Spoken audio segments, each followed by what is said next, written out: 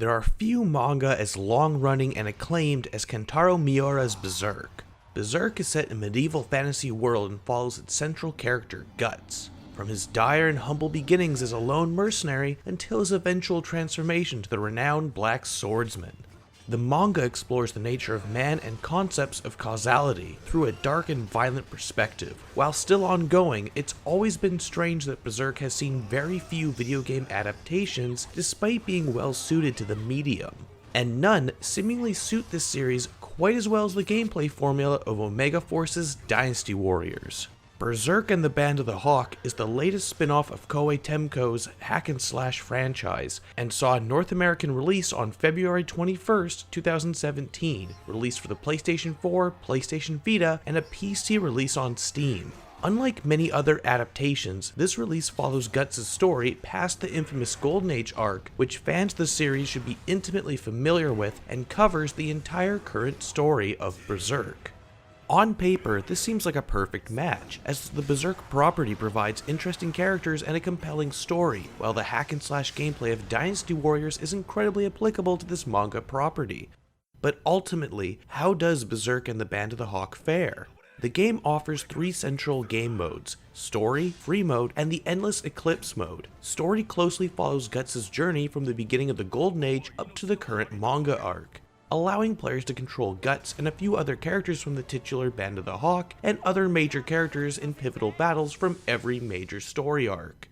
In between battles, players will experience an overview of the story of each individual story arc. This is shown as in-game cutscenes, or at points in pre-rendered ones. And, while in the Golden Age portion of the game, various animated scenes from the Golden Age trilogy films. This works well for those unfamiliar with Berserk, as they'll be able to experience key moments of the story from these films. But for longtime fans, this may come off as a disappointment, as many have likely already seen these films. It also doesn't help that some of the 3D assets used throughout these movies have not aged well. These animated sequences will also occur during battles, which I found to be disruptive, especially when trying to fulfill bonus Baylet objectives in the midst of gameplay. However, these scenes will only occur during the Golden Age, and the rest of the game is without them. Perhaps as an effect of not having pre-existing material of the other arcs, the rest of the game's story mode seems to progress much faster, and the story is given less attention and takes a few liberties with the material at times, which will be to the detriment to those experiencing Berserk for the first time. Despite that, the story mode does a solid job of retelling the manga's events, and most importantly, does not shy away from Berserk's most violent and disturbing moments. The gameplay is the tried and true hack-and-slash gameplay of a Dynasty Warriors title, stringing together light and heavy attacks to obliterate hundreds of enemies, killing enemy captains and leaders to take outposts, as well as complete mission objectives. All this is made extra satisfying thanks to the brutality of attacks during Frenzy mode, which can be entered as you kill enemies. This mode will increase the speed and power of attack chains, as well as enable the use of special screen clearing attacks. Frenzy mode is especially welcome, as enemies don't simply fly away after getting hit, they're blown apart. I also appreciate how quickly your character can traverse each battle, thanks to the ability to call your mount at any point and ride at the press of a single button. Like more recent Musou games, you can fight while mounted to maintain your kill count while on the move. Outside of the usual brainless mobs, there are more powerful enemies to contend with, like the aforementioned enemy captains, who have attacks that must be avoided and can take quite a few hits. There are also boss fights which feature impressively large enemies, but quickly become a test of how quickly you can press the dodge button and how often you'll have to reorient the camera. Berserk and the Band of the Hawk's core gameplay is enjoyable if a bit mindless and on the easy side. Even while playing on the game's hardest difficulty settings, I did not find much of a challenge, but rather more time-consuming fights, as enemies can take more of a beating on higher difficulties. However, the game is at its best when it's consistently throwing multiple objectives to manage at a single time, and requires you to quickly move between key points on the map. For a fair portion of the story battles, players will have to play as Guts, but as you progress, more costumes will become available, and each costume includes obvious aesthetic differences, as well as new sub-weapons to use in combat, and in some cases, brand new movesets to explore. I felt this type of character progression suited the story while still supporting the leveling and item systems. Completing battles earns experience, equipment, or usable items for each character. While on the topic, it should be mentioned that Berserk and the Band of the Hawk does not have an expansive roster of playable characters, most of which are unlocked by playing through the story mode. This may disappoint longtime Dynasty Warriors fans, however, while the roster is small, the characters have distinct playstyles, which makes mastering each feel more worthwhile. However, during the story mode, selecting characters other than Guts is highly restrictive, and most others are only available for a handful of missions. This is where free mode comes into play, where you can replay cleared story battles without the character restriction.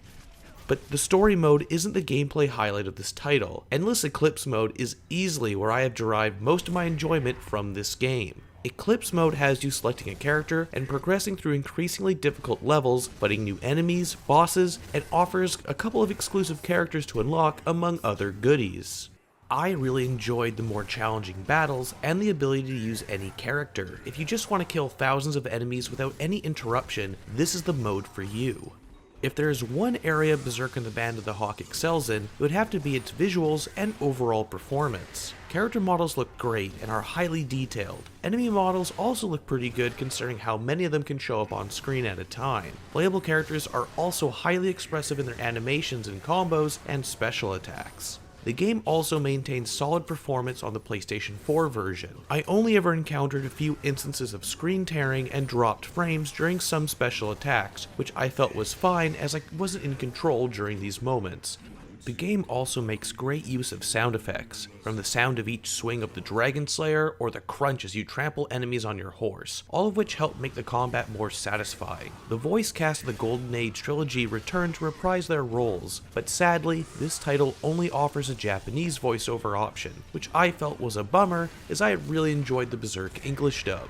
The music is solid, although not overly memorable, but to its credit, the music fits the battles and the overall tone of Berserk.